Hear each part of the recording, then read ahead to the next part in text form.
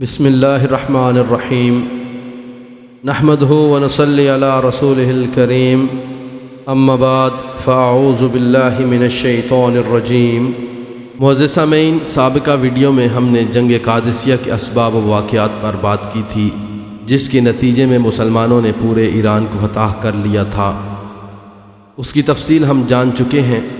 ताहम उसके बाद भी चंद मारके पेश आए, लेकिन उनकी तफसील इतनी अहम नहीं। जैसा कि हम जानते हैं कि ईरान में महज आराई के साथ साथ मुल्क शाम के अंदर भी, जहाँ पर अहले रोम की हुकूमत थी, उनके साथ जंग जारी थी। ताहम शाम में मुख्तलिफ मारकों के नतीजे में इस्लामी फ़ौज को बहुत सी फतूहात हासिल हो चुकी थीं, जिसका रोम के बादशाह को बहुत गुस्सा था। अब बादशाह रोम इस्लाम के इस सैल रवां को जो कि बढ़ता ही चला आ रहा था, हर सूरत में रोकना चाहता था, और इस मकसद के लिए उसने एक अजीम फ़ौज भी जमा कर ली थी, जिसकी तादाद तकरीबन 2 लाख थी, जबकि इसके मुकाबले में मुसलमानों की तादाद तकरीबन 36,000 थी, जो कि ना होने के बराबर है। लेकिन सामीन, अल्लाह के इन मुजाहिदीन ने तादाद की कमी व बेशी को पेश नज़र न रखते हुए अल्लाह का नाम लिया और उस फ़ौज के मद्दे मुकाबिल आ गए। इन दोनों फ़ौजों का मुकाबला यरमूक के मुकाम पर हुआ, और ये जंग तारीख़ में जंग यरमूक के नाम से मशहूर है। मुअज़्ज़िज़ सामीन, आइए अब हम इस जंग के तफसीली अहवाल जानने की कोशिश करते हैं। हज़रत उमर रज़ियल्लाहु अन्हु ने हज़रत सईद बिन आमिर रज़ियल्लाहु अन्हु के साथ जो फ़ौज रवाना की थी, वो अभी तक नहीं पहुंची थी। इधर रोमियों की बराबर आमद और उनके साजो सामान की ख़बरें सुनकर मुसलमान परेशान हो रहे थे। आखिर हज़रत अबू उबैदा रज़ियल्लाहु अन्हु ने एक ख़त हज़रत उमर रज़ियल्लाहु अन्हु को लिखा।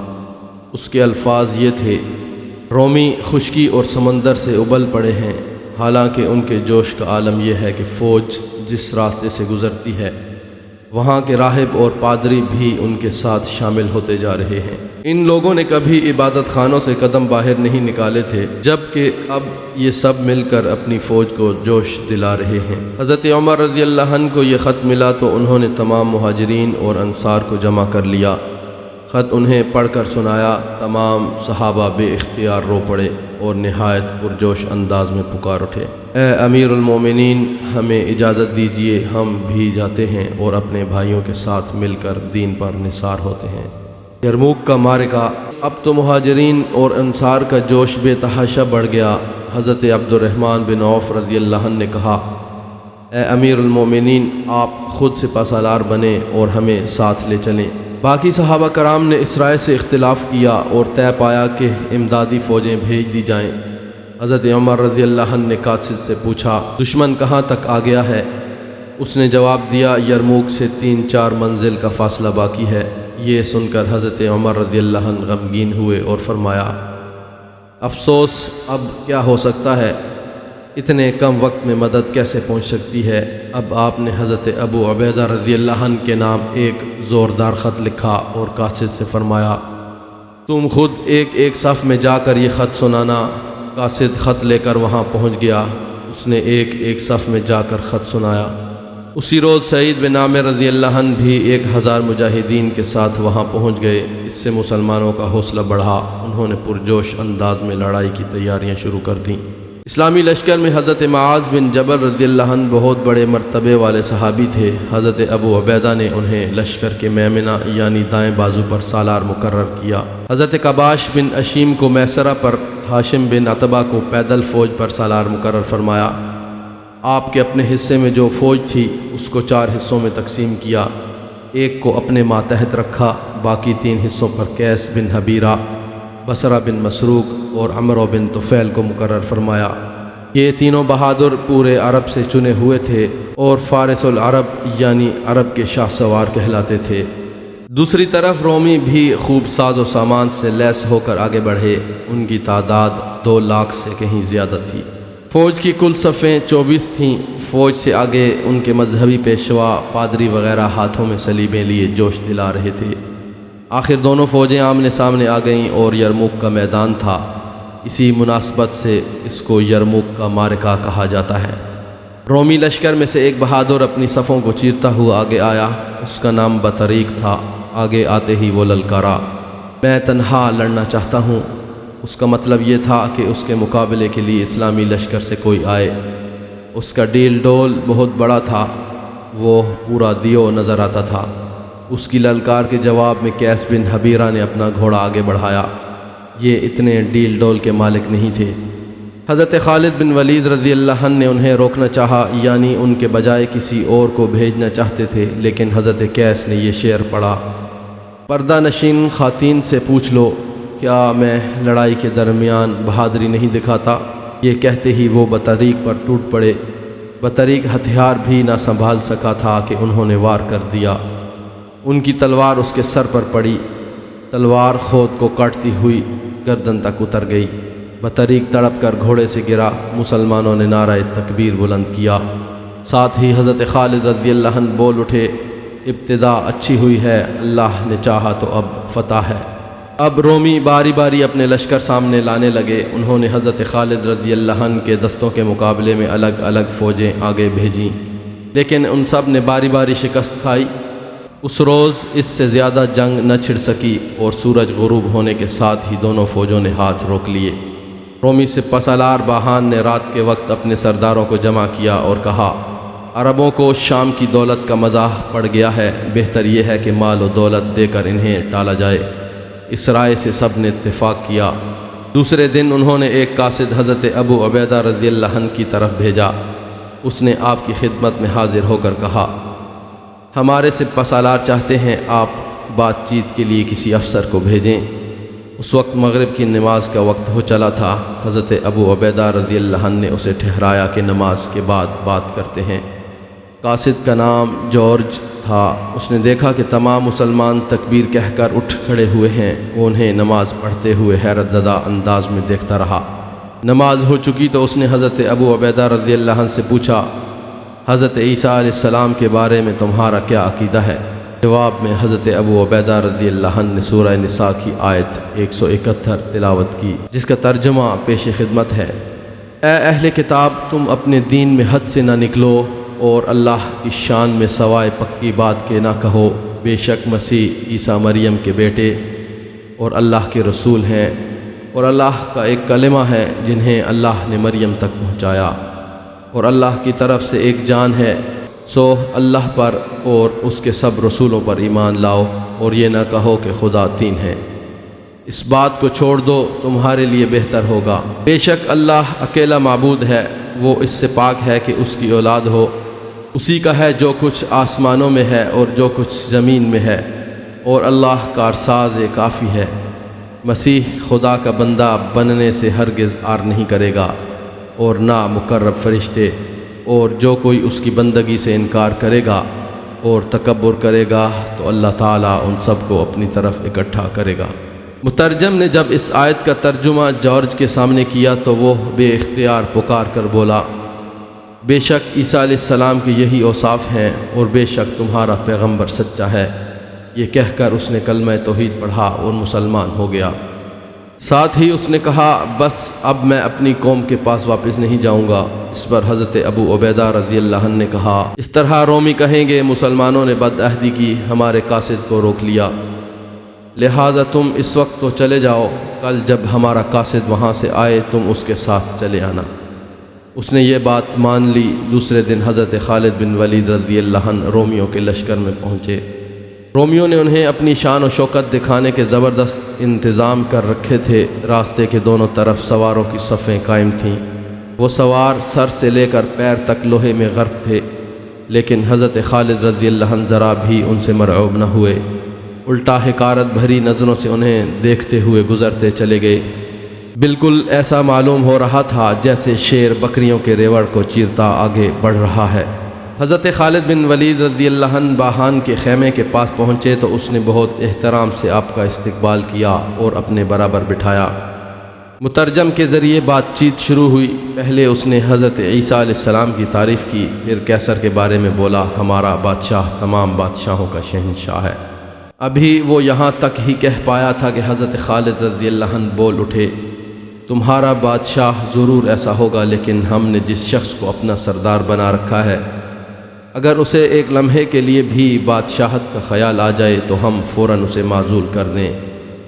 باہان نے ان کے خاموش ہونے پر پھر اپنی تقریر شروع کی۔ اے اہل عرب، تمہاری قوم کے لوگ ہمارے ملک میں آ کر آباد ہوئے، ہم نے ہمیشہ ان کے ساتھ دوستانہ سلوک کیے۔ ہمارا خیال تھا ہمارے اس سلوک کی وجہ سے پورا عرب ہمارا شکر گزار ہوگا، لیکن اس کے خلاف تم ہمارے ملک پر چڑھ آئے۔ اب تم چاہتے ہو کہ ہمیں ہمارے ملک سے نکال دو۔ تم نہیں جانتے اس سے پہلے بھی بہت سی قوموں نے ایسا کرنا چاہا لیکن وہ کامیاب نہیں ہوئیں۔ اب تم آئے ہو جب کہ تم سے زیادہ جاہل اور بے ساز و سامان قوم تو اور کوئی ہے بھی نہیں۔ اس پر تم نے یہ جرت کی، خیر درگزر کرتا ہوں، اگر تم یہاں سے چلے جانا منظور کر لو تو ہم انعام کے طور پر سپہ سالار کو 10,000 دینار اور افسروں کو 1,000 اور عام سپاہیوں کو 100 دینار دیں گے۔ باہان یہاں تک کہہ کر خاموش ہو گیا۔ اب حضرت خالد بن ولید رضی اللہ عنہ نے کہا، بے شک تم دولت مند ہو، حکومت کے مالک ہو، تم نے اپنے ہمسایہ عربوں کے ساتھ جو سلوک کیا ہے وہ بھی ہمیں معلوم ہے، لیکن یہ تم نے ان پر کوئی احسان نہیں کیا، بلکہ یہ تمہارا اپنے دین کی اشاعت کا طریقہ تھا۔ اس کا اثر یہ ہوا کہ وہ عیسائی ہو گئے اور آج خود ہمارے مقابلے میں تمہارے ساتھ ہیں۔ یہ بھی درست ہے کہ ہم نہایت محتاج، تنگ دست اور خانہ بدوش تھے۔ ہمارا حال یہ تھا کہ طاقتور کمزور کو کچل دیتا تھا، قبائل آپس میں لڑ کر مر جاتے تھے۔ ہم نے بہت سے خدا بنا رکھے تھے، انہیں پوجتے تھے، اپنے ہاتھ سے بت تراشتے تھے اور اس کی عبادت کیا کرتے تھے۔ اللہ تعالیٰ نے ہم پر رحم فرمایا اور ہم میں ایک پیغمبر بھیجا، وہ خود ہماری قوم سے تھے۔ ہم میں سب سے زیادہ شریف، پاک باز اور سخی تھے۔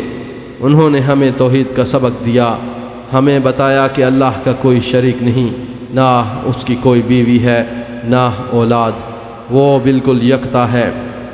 انہوں نے ہمیں یہ بھی حکم دیا کہ ہم ان عقائد کو دنیا کے سامنے پیش کریں، جو ان کو مان لے وہ مسلمان ہے، ہمارا بھائی ہے، جو انکار کرے وہ جزیہ دینا قبول کرے، ہم اس کی حفاظت کے ذمہ دار ہیں، جو ان دونوں باتوں سے انکار کرے گا اس سے ہم جہاد کریں گے۔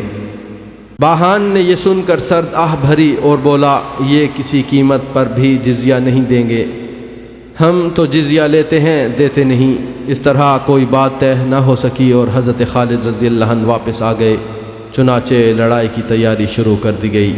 حضرت خالد رضی اللہ عنہ کے چلے جانے کے بعد باہان نے سرداروں کو جمع کیا اور ان سے بولا، تم نے سنا یہ کیا کہہ گئے ہیں؟ ان کا دعویٰ ہے کہ جب تک تم ان کی رعایا نہ بن جاؤ جنگ نہیں ٹل سکتی۔ کیا تمہیں ان کی غلامی منظور ہے؟ وہ سب کے سب پرجوش انداز میں بول اٹھے، ہم مر تو جائیں گے، ان کی غلامی قبول نہیں کریں گے۔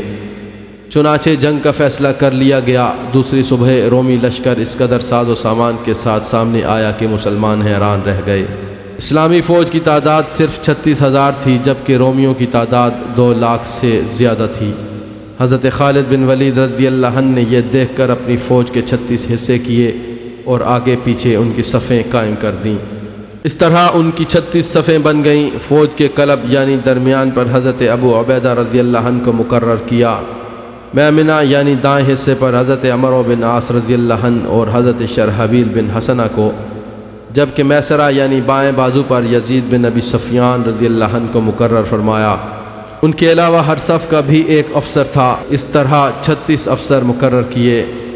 یہ 36 افسر وہ چنے ہوئے لوگ تھے جو مانے ہوئے جنگجو اور بہادر تھے، جنگ کی اونچ نیچ کو خوب سمجھتے تھے۔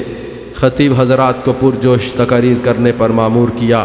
عمر بن عاص رضی اللہ عنہ بھی خطیبوں میں شامل تھے۔ وہ یوں تقریر کر رہے تھے، دوستو نگاہیں نیچی رکھو، برچھیاں تان لو، اپنی جگہ پر جمے رہو، پھر جب دشمن حملہ آور ہو تو انہیں نزدیک آنے دو، جب وہ برچھیوں کی زد پر آ جائیں تب ان پر حملہ کرو، شیر کی طرح ان پر ٹوٹ پڑو۔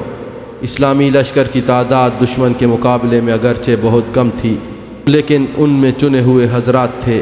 ایسے بزرگ بھی خاص طور پر موجود تھے جنہوں نے نبی کریم صلی اللہ علیہ وآلہ وسلم کا جمال مبارک دیکھا تھا۔ یہ بزرگ 1000 کے قریب تھے۔ ان میں سے بھی 100 وہ بزرگ صحابہ تھے جنہوں نے بدر کی لڑائی میں حصہ لیا تھا۔ بدری صحابہ کا تو مقام اپنا ہی ہے۔ پھر عرب کے مشہور قبیلوں میں سے 10,000 سے زیادہ صرف ازد قبیلے کے تھے۔ اسی طرح قبیلہ حمیر کی ایک بڑی جماعت لشکر میں شامل تھی۔ قبیلہ حمدان، خولان، لحم، جزام وغیرہ کے مشہور بہادر بھی شامل تھے۔ ایک خاص بات یہ تھی کہ اسلامی لشکر میں خواتین بھی شامل تھیں جو مجاہدین کی مختلف خدمات اور مرہم پٹی وغیرہ پر مامور تھیں۔ حضرت مقداد رضی اللہ عنہ کی آواز بہت دلکش تھی۔ وہ فوج کے آگے سورہ انفال پڑھتے جاتے تھے۔ اس صورت میں جہاد کی ترغیب دی گئی ہے۔ دوسری طرف رومیوں کا جوش بھی دیکھنے کے قابل تھا۔ ان کا حال یہ تھا کہ 30,000 جنگجوؤں نے اپنے پیروں میں بیڑیاں ڈال لی تھیں تاکہ پیچھے ہٹنے یا بھاگ نکلنے کا خیال تک دل میں نہ آئے۔ آخر جنگ شروع ہوئی۔ ابتدا رومیوں کی طرف سے ہوئی۔ 2 لاکھ کا ٹڈی دل لشکر ایک ساتھ آگے بڑھا۔ 1000 پادری ہاتھوں میں صلیبیں لیے آگے بڑھے۔ وہ حضرت عیسیٰ علیہ السلام کے نعرے لگا رہے تھے۔ یہ ساز و سامان دیکھ کر ایک مسلمان کے منہ سے نکل گیا، کتنا بڑا لشکر ہے۔ حضرت خالد بن ولید رضی اللہ عنہ نے یہ جملہ سن لیا، چنانچہ جھلا کر بولے، چپ رہو، عیسائی اتنی ہی فوج اور لے آئیں تو بھی پرواہ نہیں۔ غرض عیسائیوں نے نہایت پرجوش انداز میں حملہ کیا۔ انہوں نے تیروں کی بارش کر دی۔ مسلمان ان کے تیروں کو اپنی ڈھالوں پر روکتے رہے، لیکن تیروں کی بارش اس قدر زبردست تھی کہ آخر اسلامی لشکر کے میمنہ کے پاؤں اکھڑ گئے۔ وہ نہایت بے ترتیبی کے عالم میں پیچھے ہٹنے لگے، یہاں تک پیچھے ہٹے کہ عورتوں کے خیموں تک پہنچ گئے۔ خواتین نے جب مسلمانوں کو اس طرح پیچھے ہٹتے دیکھا تو وہ طیش میں آ گئیں، خیموں سے باہر نکل آئیں۔ انہوں نے خیموں کی چوبیں اکھاڑ لیں اور پکاریں، اگر تم لوگ ہمارے نزدیک آئے تو ہم تمہارے سر ان چوبوں سے توڑ دیں گی، میدان جہاد سے پیچھے ہٹتے ہو۔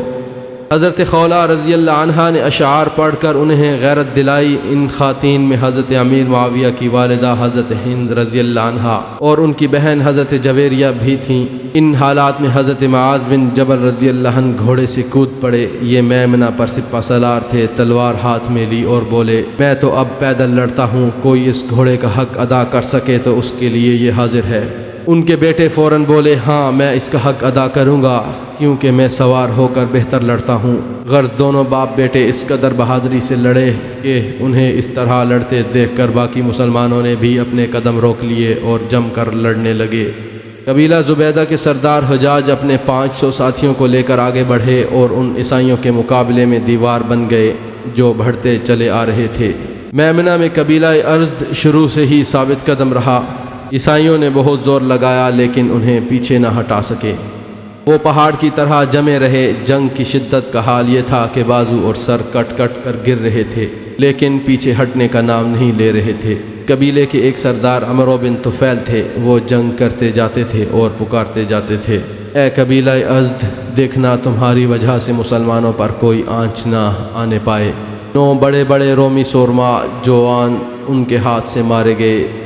آخر خود بھی شہادت کا جام نوش کیا۔ حضرت خالد رضی اللہ عنہ نے اس موقع پر اس شدت کی جنگ کی کہ رومیوں کی صفیں درہم برہم کر دیں۔ حضرت اکرمہ رضی اللہ عنہ اسلام لانے سے پہلے کفار کے لشکروں میں شامل رہ کر مسلمانوں کے خلاف لڑ چکے تھے۔ یہ ابو جہل کے بیٹے تھے۔ انہوں نے اپنا گھوڑا آگے بڑھایا اور پکارے، عیسائیوں، میں کسی زمانے میں مسلمانوں سے لڑتا رہا ہوں، آج تمہارے مقابلے میں بھلا کس طرح پیچھے ہٹ سکتا ہوں۔ یہ کہا اور اپنی فوج کی طرف رخ کر کے بولے، آؤ آج موت پر کون بیعت کرتا ہے۔ 400 مجاہدین نے موت پر ان سے بیعت کی اور ثابت قدمی سے لڑے، یہاں تک کہ سب کے سب شہید ہو گئے۔ ان میں ضرار بن ازد بھی تھے۔ یہ بہت بڑے جنگجو اور بلا کے بہادر تھے، اسلامی جنگوں میں پہلے ہی بہت مار چکے تھے۔ یہ حضرات اگرچہ شہید ہو گئے لیکن انہوں نے رومیوں کے ہزاروں آدمیوں کو کاٹ کر رکھ دیا۔ اس پر حضرت خالد بن ولید رضی اللہ عنہ کے حملوں نے ان کی کمر توڑ کر رکھ دی۔ حضرت خالد رضی اللہ عنہ انہیں دباتے چلے گئے۔ ادھر میمنہ میں تو جنگ کا یہ حال تھا، دوسری طرف یعنی میسرہ پر ابن کناتیر نے حملہ کیا۔ یہ رومی لشکر کے میمنہ کا سپہ سالار تھا۔ اس طرح اسلامی لشکر میں زیادہ لوگ قبیلہ لحم اور غسان کے تھے۔ یہ لوگ شام کے اطراف میں رہنے والے تھے، ایک مدت سے رومیوں کے ماتحت تھے، انہیں جزیہ دیتے تھے، نئے مسلمان ہوئے تھے اور رومیوں کا رعب ان کے دلوں پر طاری تھا، چنانچہ رومیوں کے پہلے ہی حملے میں ان کے پاؤں اکھڑ گئے۔ اس موقع پر اگر اسلامی فوج کے افسر بہادری نہ دکھاتے تو ان لوگوں کی وجہ سے شکست ہو گئی تھی۔ رومی فوج دباؤ ڈالتے ہوئے عورتوں کے خیموں تک پہنچ گئی۔ یہ حالت دیکھ کر عورتیں باہر نکل پڑیں اور رومیوں کے مقابلے میں ڈٹ گئیں۔ خواتین کچھ اس طرح رومیوں کے مقابلے میں آئیں کہ ان کے بڑھتے قدم رک گئے اور مسلمانوں کے اکھڑتے قدم جم گئے۔ اب ان کے خیموں کے پاس جنگ ہونے لگی۔ فوج اگرچہ بے ترتیب ہو گئی تھی، لیکن افسروں میں سے قباس بن اشیم، سعید بن زید، یزید بن ابی سفیان، عمرو بن عاص، شرحبیل بن حسنہ رضی اللہ عنہم جم کر لڑے۔ قباس بن اشیم کا حال یہ تھا کہ نیزے اور تلواریں ان کے ہاتھوں سے ٹوٹ کر گر رہے تھے، مگر ایک قدم پیچھے نہیں ہٹ رہے تھے۔ نیزہ ٹوٹ کر گرتا تو کہتے، کوئی ہے جو اس شخص کو ہتھیار دے جس نے اللہ سے اقرار کیا ہے کہ میدان جنگ سے ہٹے گا تو مر کر ہٹے گا۔ لوگ فوراً تلوار یا نیزہ انہیں پکڑا دیتے، وہ پھر شیر کی طرح دشمن پر جھپٹ پڑتے۔ ابو الاعور نے تو یہاں تک کیا کہ گھوڑے سے کود پڑے اور اپنے دستے سے مخاطب ہوتے ہوئے کہا، صبر اور استقلال دنیا میں عزت ہے اور عقبہ میں رحمت، دیکھنا یہ دولت ہاتھ سے جانے نہ پائے۔ سعید بن زید رضی اللہ عنہ گھٹنے ٹیکے کھڑے تھے۔ رومی ان کی طرف بڑھے تو شیر کی طرح جھپٹے اور ایک افسر کو مار ڈالا۔ اسی طرح یزید بن ابی سفیان رضی اللہ عنہ بڑی بے جگری اور ثابت قدمی سے لڑ رہے تھے۔ یہ حضرت امیر معاویہ رضی اللہ عنہ کے بھائی تھے۔ ایسے میں ان کے والد حضرت ابی سفیان ان کی طرف آ نکلے۔ یہ مسلمانوں کو جوش دلاتے پھر رہے تھے۔ بیٹے پر نظر پڑی تو کہنے لگے، بیٹا، اس وقت میدان جہاد میں ایک ایک مجاہد بہادری کے جوہر دکھا رہا ہے اور تو سپہ سالار ہے۔ تجھے شجاعت دکھانے کا زیادہ حق ہے۔ تیری فوج کا ایک سپاہی بھی اگر تجھ سے بازی لے گیا تو یہ تیرے لیے شرم کی بات ہوگی۔ حضرت شرحبیل بن حسنہ رضی اللہ عنہ کا یہ حال تھا کہ رومیوں نے انہیں چاروں طرف سے گھیر لیا تھا۔ یہ ان کے درمیان پہاڑ کی طرح جمے کھڑے تھے، لڑ رہے تھے اور قرآن کریم کی یہ آیت تلاوت کرتے جاتے تھے، اللہ کے ساتھ سودا کرنے والے اور اللہ کے ہمسائے بننے والے کہاں ہیں؟ یہ آواز جس کے کان میں پڑی وہ لڑائی کے میدان میں پوری طرح جم گیا۔ طرح اکھڑی ہوئی اور بے ترتیب فوج پھر سے سنبھل گئی۔ شرحبیل بن حسنہ رضی اللہ عنہ انہیں ساتھ لے کر آگے بڑھے اور رومیوں کی پیش قدمی کو روک کر رکھ دیا۔ عورتوں نے بھی اس موقع پر کمال کی بہادری دکھائی، وہ بھی رومیوں کے مقابلے پر ڈٹ گئیں۔ ان سے بھی مسلمانوں کو بہت ڈھارس ملی۔ عورتوں نے چلا کر ان سے یہ الفاظ کہے، میدان سے قدم ہٹایا تو پھر ہمارا منہ نہ دیکھنا۔ اب تک جنگ برابر کی جاری تھی، دونوں لشکر پوری طرح ڈٹے ہوئے تھے، بلکہ رومیوں کا پلہ قدرے بھاری تھا۔ ایسے میں اچانک حضرت قیس بن حبیرہ لشکر کے پیچھے سے نکل کر سامنے آئے۔ انہیں حضرت خالد بن ولید رضی اللہ عنہ نے فوج کے ایک حصے پر افسر مقرر کر رکھا تھا۔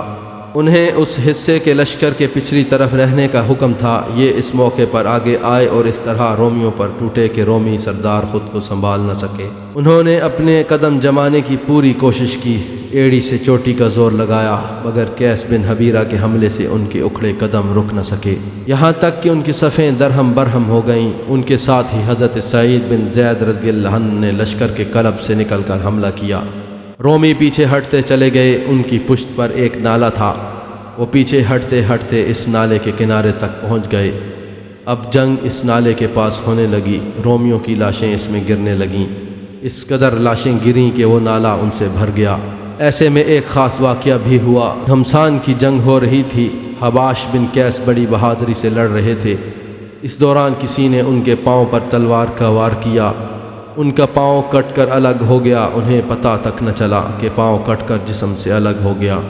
کچھ دیر بعد جب پتہ چلا تو میدان جنگ میں تلاش کرنے لگے کہ میرا پاؤں کہاں گیا۔ ان کے قبیلے کے لوگ اس واقعے پر فخر کیا کرتے تھے۔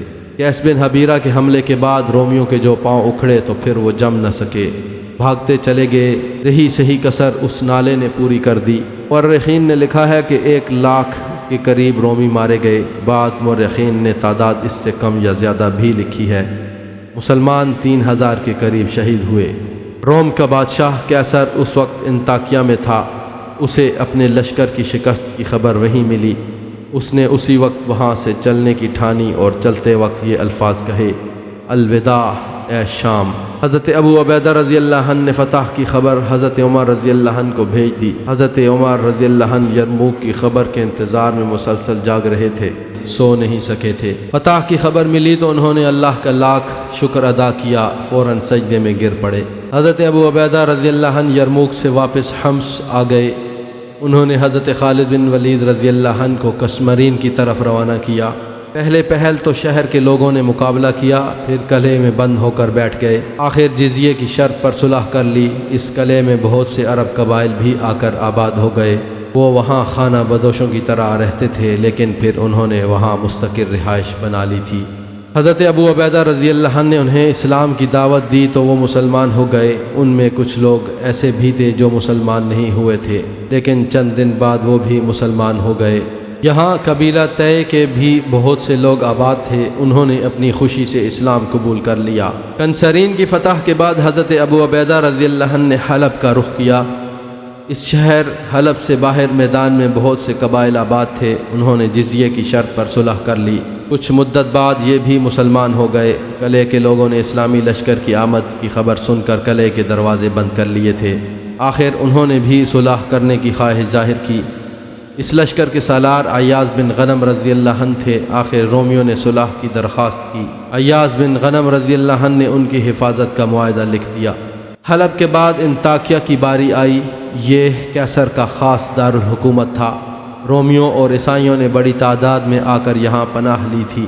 حضرت ابو عبیدہ رضی اللہ عنہ نے ہر طرف سے انطاکیہ کا محاصرہ کر لیا۔ چند روز بعد عیسائیوں نے مجبور ہو کر صلح کر لی۔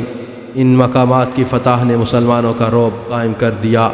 نوبت یہاں تک پہنچ گئی کہ کوئی مسلمان مجاہد تھوڑی سی تعداد میں مسلمانوں کو ساتھ لے کر کسی طرف نکل جاتا تو عیسائی خود آ کر صلح کی درخواست کرتے تھے۔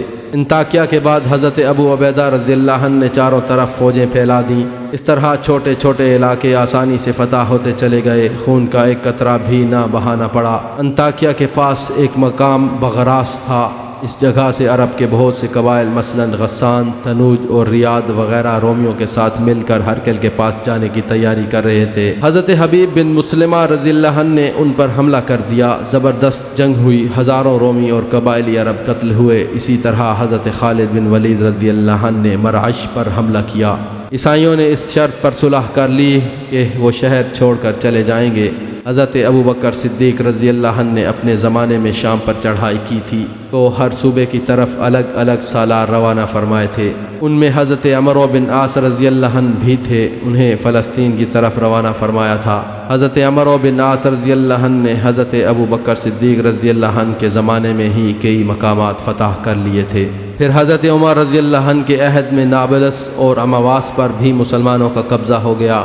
کوئی ضرورت پیش آتی تو حضرت عمرو بن عاص رضی اللہ عنہ فلسطین کے علاقے کو چھوڑ کر حضرت ابو عبیدہ کی مدد کو پہنچ جاتے اور فارغ ہونے پر پھر لوٹ جاتے، یہاں تک کہ فلسطین کے آس پاس کے تمام شہر مسلمانوں نے فتح کر لیے۔ اب وہ فلسطین کی طرف متوجہ ہوئے، عیسائی قلعہ بند ہو کر بیٹھ گئے۔ اس وقت حضرت ابو عبیدہ رضی اللہ عنہ شام کے قریب قریب تمام ضلع فتح کر چکے تھے، چنانچہ ادھر سے فارغ ہو کر انہوں نے فلسطین کا رخ کیا۔ عیسائی ہمت ہار گئے، انہوں نے صلح کی پیشکش کی اور شرط یہ عائد کر دی کہ مسلمانوں کے خلیفہ خود آ کر ان سے صلح کریں، صلح نامہ ان کے ہاتھ سے لکھا جائے۔ حضرت ابو عبیدہ رضی اللہ عنہ نے اس پیشکش کے بارے میں حضرت عمر رضی اللہ عنہ کو خط لکھا۔ اس کے الفاظ یہ تھے: اگر آپ خود تشریف لے آئیں تو بیت المقدس جنگ کے بغیر فتح ہو سکتا ہے۔